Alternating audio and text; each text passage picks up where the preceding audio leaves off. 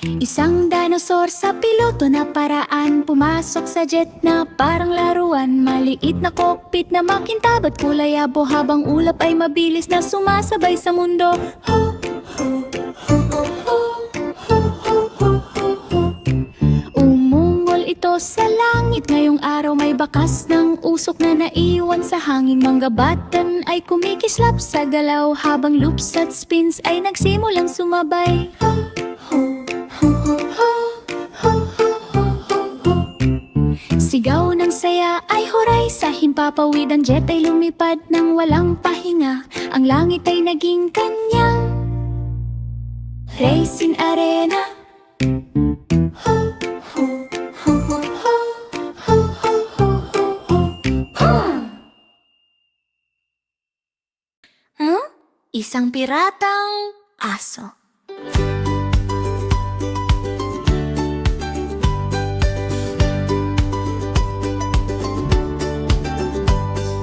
Isang piratang aso sa dagat na malawak, nakakita ng submarine sa kailaliman. Ginto sa loob ay kumikinang at umaalon, habang bula ay lumulutang sa paligid. Tumahol siya ng plano sa lihim na paraan, at sumisid pabaga ng walang pag-aalinlangan. Kuminang ang kayamanan sa tubig na kulay abo, habang isda ay nakatingin sa kakaibang kwento.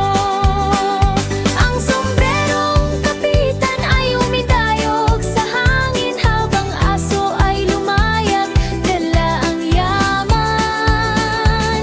Sumigaw ang dagat ng hey, hey, hey sa dilim.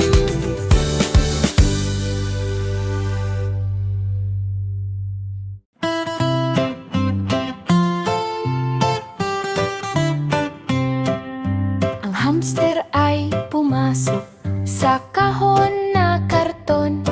May mga gear at gulong na umiikot. Pinapaikot niya ang mga bahagi na parang orasan, habang naglakbay sa panahon ng mabilis. Lumagpas siya sa hinaharap at nakaraan, habang mundo ay umiikot sa kakaibang daan. Suot niya ay maliit na suit at medyas, habang oras ay nabaluktot sa paligid.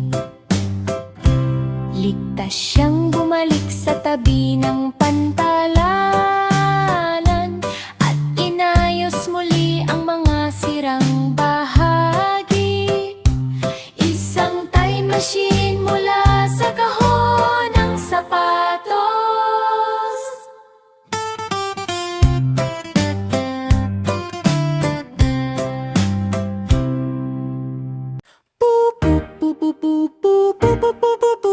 Isang pabi-mechanic na maliit at masigla, may bilugang paa at matang nakatutok na tuwa. Isang pink na bisikleta ang nasira isang araw, sa makukulay na nayon na malayo't payapa. Kumuha siya ng tools at maingat na kinabit. Hinihigpitan, iniikot, halos matumba ang bisikleta. Ang mga bahay ay nakamasid na may halakhak, habang mga tools ay kumikling sa paligid ng galak.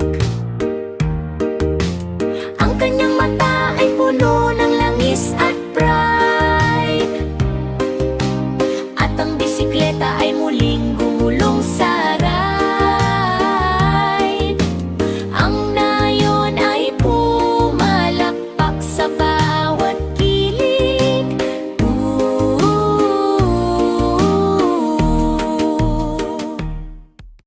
Isang taong yelo ang tumayo sa nagyeyelong bay, sa loob ng bulkan na sumasabog ng apoy. Ang dragon ay umungal sa naglalagablab na galit, habang lava ay dumadaloy sa paligid ng mundo. Ang kanyang mga braso ay yelo at lamig, habang init at lamig ay nagsimulang maglaban. Sumabog ang singaw sa bawat galaw at hakbang, parang digmaan ng apoy at yelo sa kalangitan.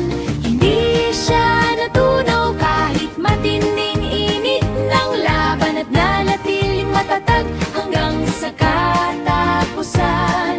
Isang epikong laban hanggang sa huling sandali. Isang epikong laban hanggang sa huling sandali.